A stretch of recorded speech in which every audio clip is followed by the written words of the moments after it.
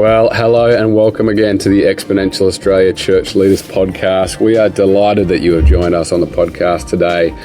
As on a fortnightly basis, we continue to jump into rich conversations with folk from all around the globe, particularly around multiplication, church planting, ministry health. And today's no different, particularly off the back of our Exponential Australia National Conference. It is an absolute joy to be joined today by John Ortberg, who is known to many as a pastor, an author, a speaker. John, it is an absolute delight to have you with us today on the podcast. Thanks for joining us. Well, I'm delighted to be there. Love Australia. Nancy and I have had a wonderful time there.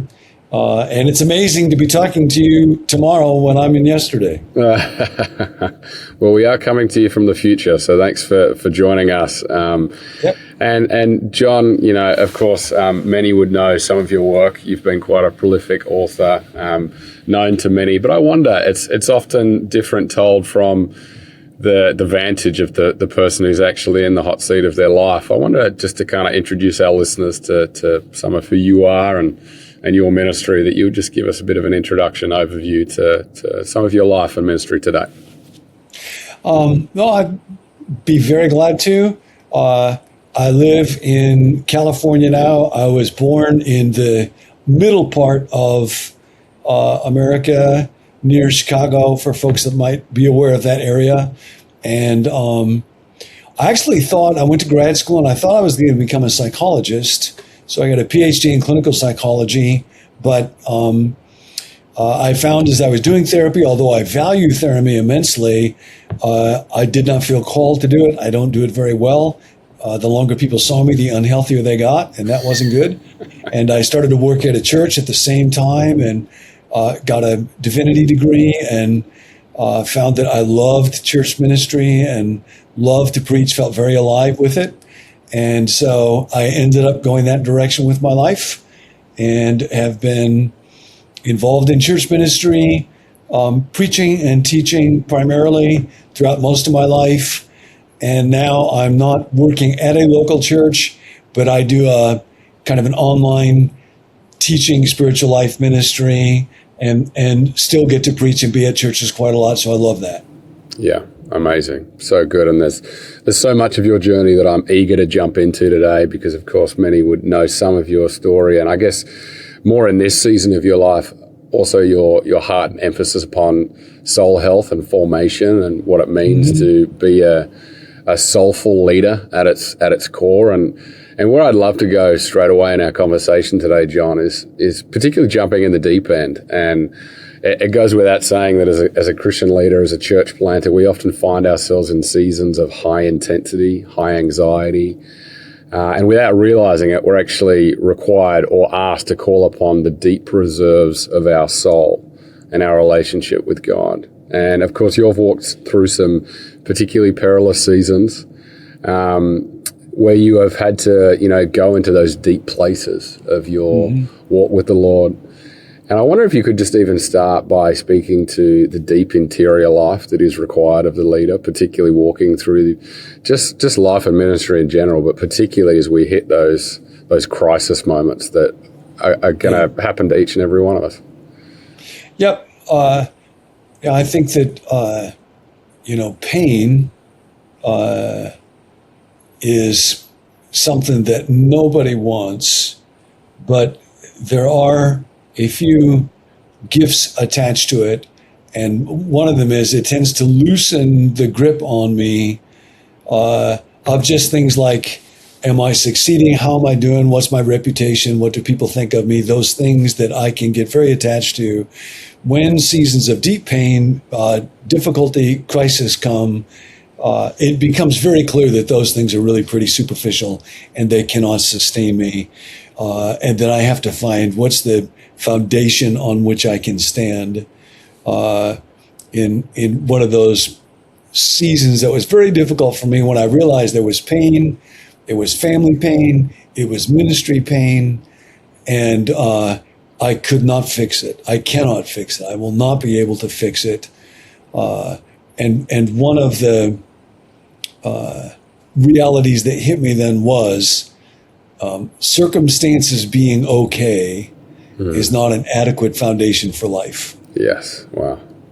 And I think earlier in life, it felt to me like circumstances were supposed to be basically okay. And if they weren't, my job was to try to fix them. And then once I entered a season where it became clear, I cannot fix it and it matters and it's very deep. And then I realized I have to have a foundation on which I can stand. I've got to find a place to live, to be able to engage with life and make decisions and move forward that's deeper than having circumstances be okay.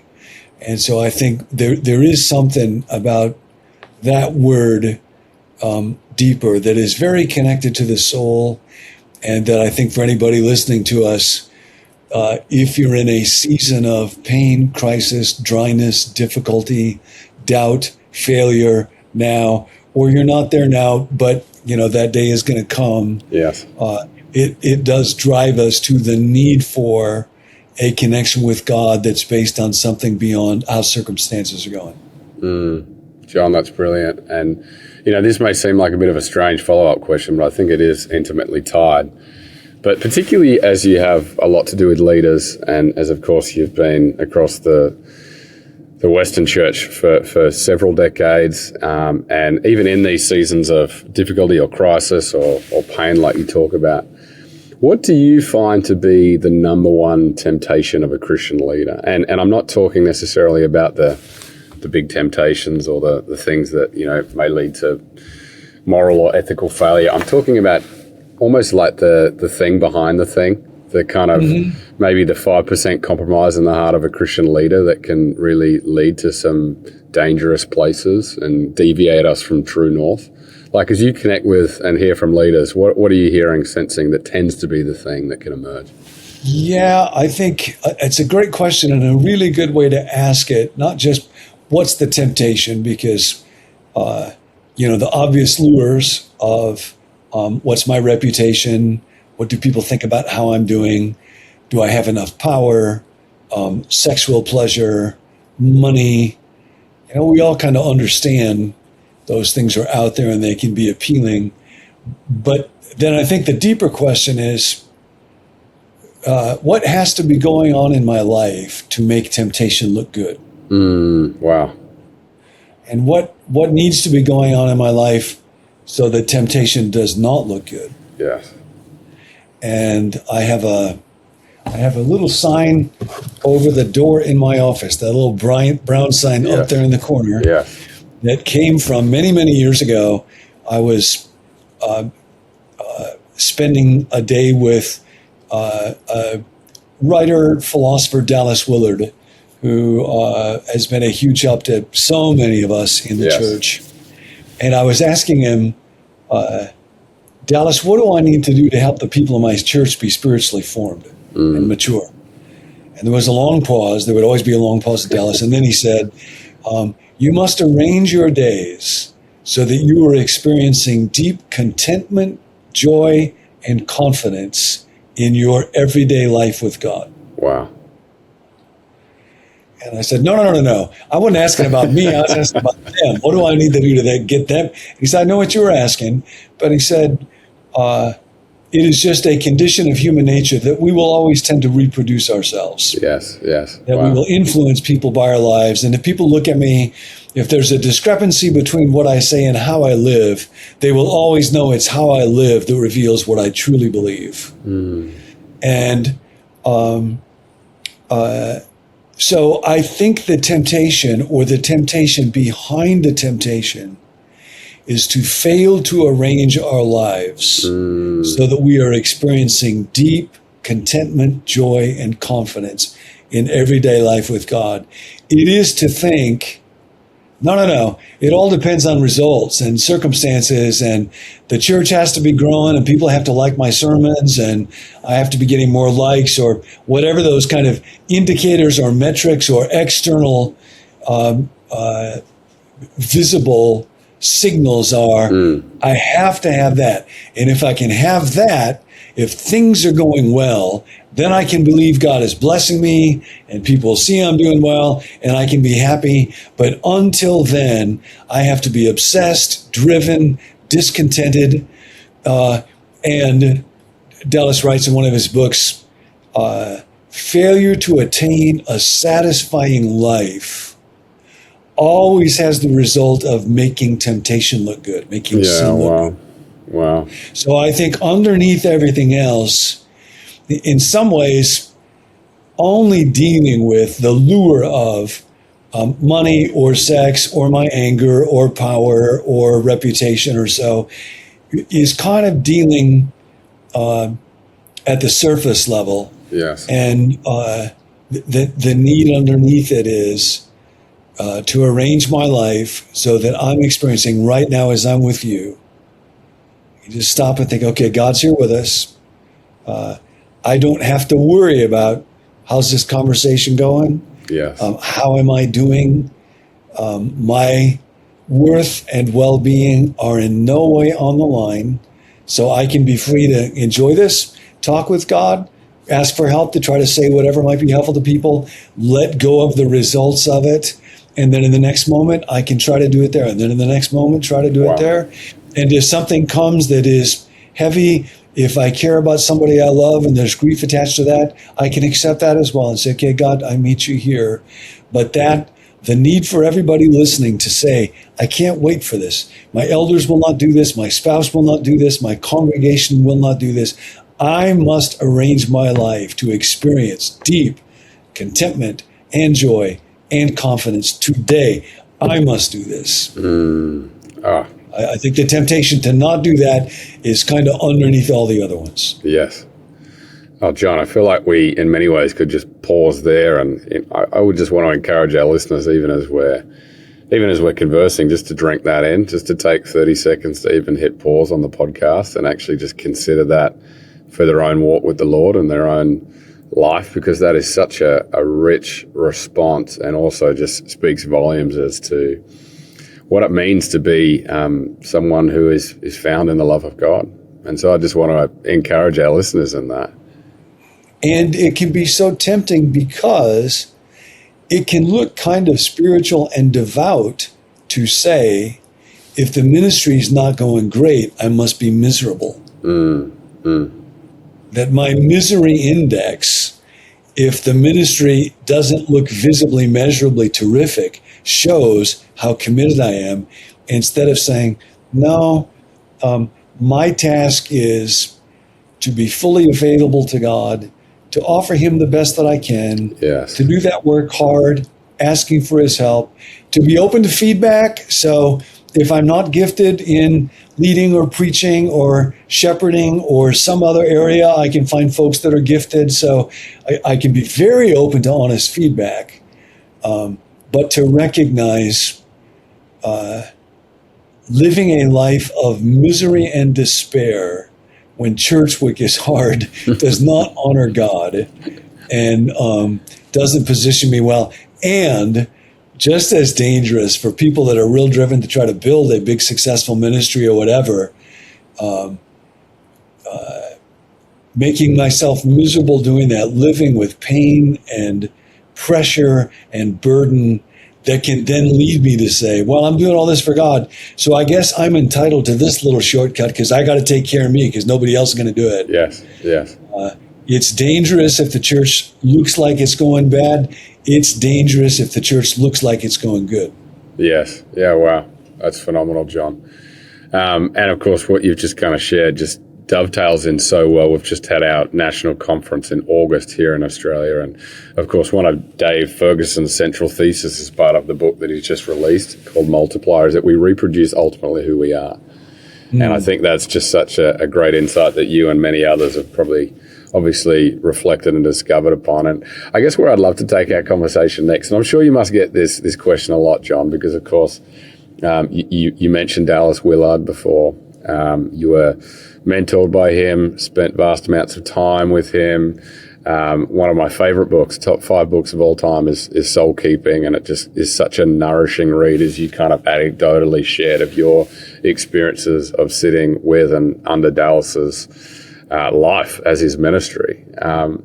And I wonder if you just kind of, again, I'm sure that you get this question a lot, and I'm almost asking it selfishly and vicariously, just as a sage who has gone to be with the Lord, just what it was like to kind of sit and be with him, and just his ongoing legacy and the ways that the church in the West can live into that, rather than just necessarily remember him, but actually to integrate that into our life and our ministry. I would dearly love to talk about that, yes. For folks listening to us who may not know, Dallas was primarily a philosopher. He was at the University of Southern California, and he was a brilliant mind. I would joke with him. I would never get in an argument with Dallas because I was afraid he would prove I don't exist. So, very, very smart person. He was born in great poverty. His mom died when he was 2 years old. His earliest memory was trying to get into the coffin with his mom. Wow. And kind of farmed out from one family to another family. So, grew up with nothing. He read all the time. He grew up in a very fundamentalist background, but nobody told him you're only supposed to read the safe stuff. So he literally read everything in the little library of his high school. And so he just had a remarkable mind where he could sift through everything. And the first book that I read of his was a book called The Spirit of the Disciplines. Yes. And it came at a time when I was frustrated myself by feeling like, I don't really know how to change. I'm supposed to read the Bible and pray. I feel like that's not changing me in ways that I want to. I don't know what else to do. And he wrote, the thesis of that book was, authentic transformation is possible if we are willing to arrange our lives around the practices and rhythms that Jesus himself engaged in, to be constantly at home with and receiving power from his Father. And for me, when I read those words, because I was so hungry for better wisdom than I had, it felt like, oh my goodness, somebody's really thought about this. And so that was kind of a gateway. Yes. And then after I had read that book a couple of times, I wrote to him, and it turned out that he just lived about 10 miles from where I lived at the time, and invited me to come over to his house. He had no reason to do that. I was just at a little church. But I did. And what was just immediately clear was, as good as his mind was, his life was better. Wow. And he lived in the knowledge of the awareness of God's presence. Like I'm aware of those bookshelves behind me. Yeah. It was just simply clear to him, and it had entered into his body at the cellular level, so that he was not a perfect person by any means, but in so many, many ways, when he was with people, he would attend to each person as though that person was just the most important person in the world. And it wasn't because he was trying to be that way or thought, I write books, so I need to look. It just looked that way to him. God was just there. So he was genuinely interested in people. He could not be hurried. Hurried had just, there was not a hurried cell in his body. So that when you were with him, other people's heart rate would slow to match his. Wow. So he was, again, the best thinker in mind. I am always, pretty much every day, listening to or reading bits of Dallas. Wow. Because there's so much to absorb and so much more to learn, and I just find that very helpful. But his person, his life was even better than his words. Oh, thank you for that, John. And a true sage. And of course, some of Dallas's work has been more popularized in really since his passing, and in other great authors like John Mark and others, and his legacy lives on in many ways. And yet, I'm sure that Dallas would not want that just memorized, but actually integrated into the life of Christian leaders who can live from that deep place. And I guess, John, where I'd love to take our conversation now, particularly to do with exponential. Exponential, of course, is all about multiplication, but increasingly we're naming the fact that we must multiply health, not just activity. It's not just more activity, it's also multiplying health. And I guess from your perspective as a global leader, what does healthy multiplication look like in your mind outside of simply numbers and activity? And I guess what would be some of the warning signs that can come with that level of course, we want to have a big vision, big impact for the kingdom, yet never compromising that health and that, as you've already identified, the way that our soul can very quickly drift.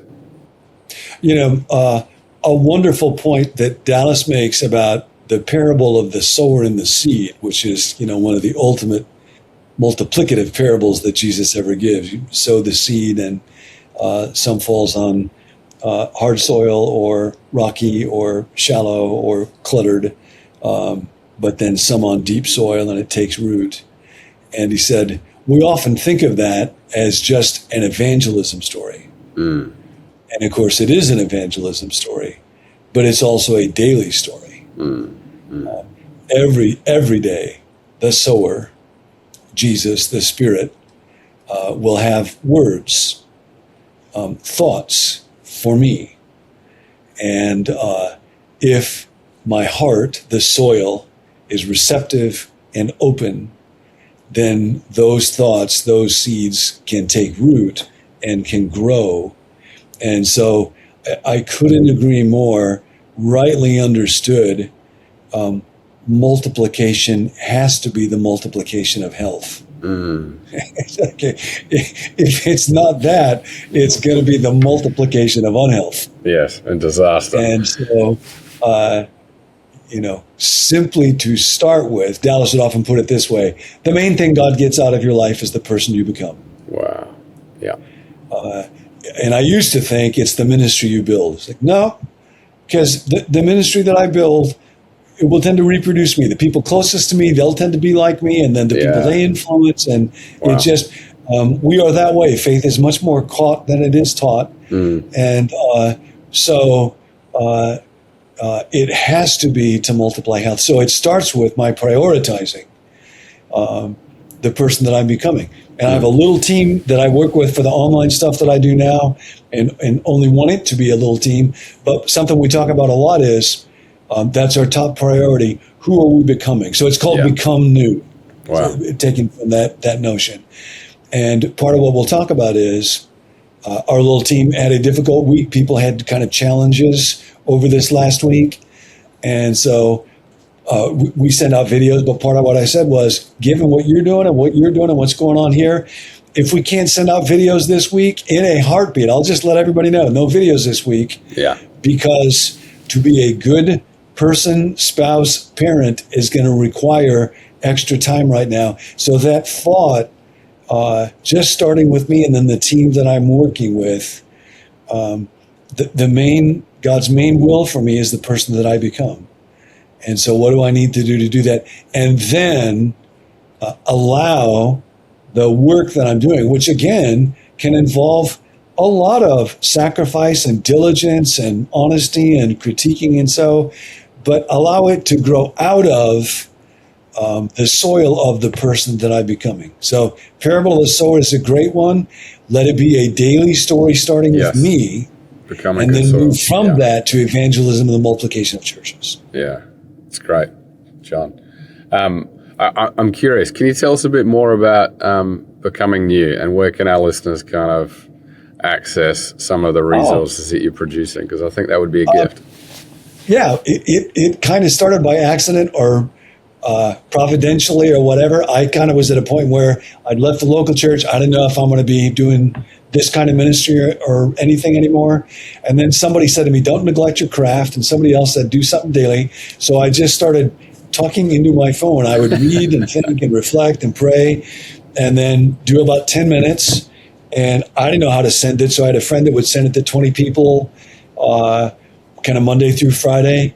And that has turned into a kind of an online community. Love called that. Become New. Informally, it's the fellowship of the withered hand. Wow. Lots of us have experienced a fair bit of pain, and so we often meet in that place of need and Yes. deep awareness of dependence.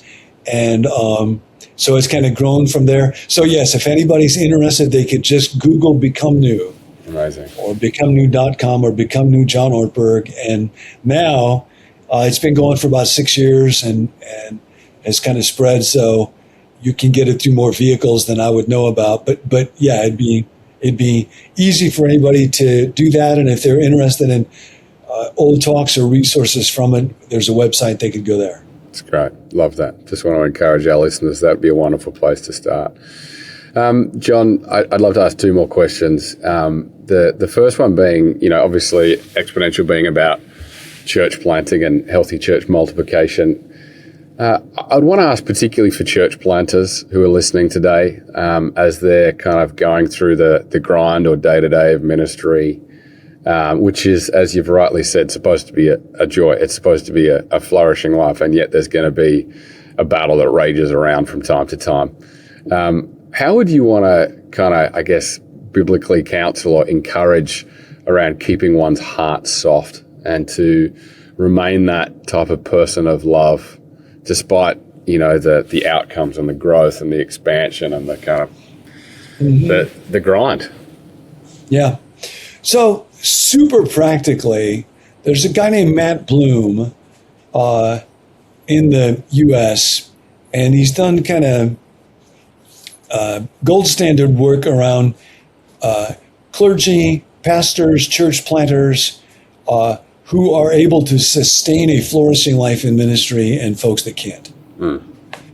And this is very tactical. When he looks statistically at what separates those two groups, the number one behavior isn't reading the Bible, although that's a great thing. It's not fellowship, although I think that fellowship is indispensable. It's actually, do you have, he calls it a restorative niche because people don't take the word hobby seriously. Yes. He defines it as an activity that when you do it, it's so captivating to you that you lose track of time. Wow. Do you engage in a restorative niche at least once a week for at least 30 minutes? Wow.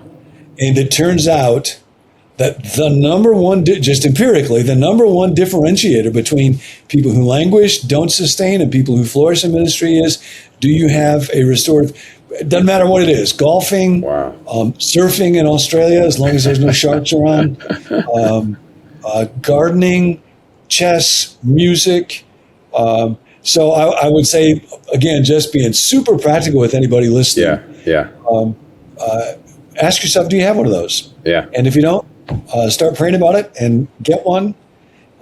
So that's a very practical thing. The other thing, again, from a real practical standpoint, I have a friend, Rick, I call him every day. We spend 10 minutes in the morning. Rick knows everything on my life, finances, sexuality, emotions, family, relationships, hurts. He is a fully disclosing friend. Wow. And that's been going on now for quite a few decades. It's beautiful. I think secrets kill us. Hiddenness, the power of shame, and the power of confession, not just abstract, I confess God, but, step 5 in the 12 steps, admitted to God, ourselves, and one other person the exact nature of our wrongs. So anybody who's planning a church, in addition to arrange your life, that whole deal, have a restorative niche and find a fully disclosing friend or a therapist. Make it your goal to have no secrets. Wow. Oh, John, that's brilliant. And of course, that would apply to not just church planters, but any church leaders, denominational leaders, network leaders that would be on the podcast with us today. And I guess where I just want to land the plane in our conversation today, John, is around, of course, we opened our conversation around perilous seasons of life and ministry and I guess complexity. And of course, the US, Australia would all be the same in terms of just facing complexity head on. And I guess for church leaders, I'm particularly kind of focusing in on church leaders right now. sometimes I guess we can be consumed by the complexity, or it can feel like an unattainable obstacle that is just before us, in front of us. And yet also, you and others like Dallas have kind of often talked about like a training ground for the kingdom. Like how is the Lord actually preparing and training us for the kingdom that is both now and not yet, that is to come, and yet we experience the trials before. Eternity is now in session, to use your kind of language, your book. How would you want to encourage church leaders in the way that they see those complexities and therefore the ways that they can choose to respond? Such a great question.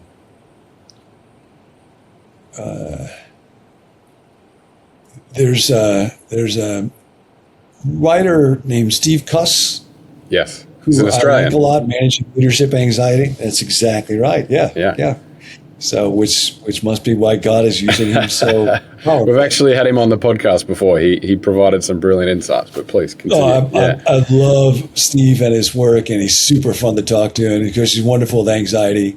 He'll talk about how anxiety is when you don't get enough of what you think you need.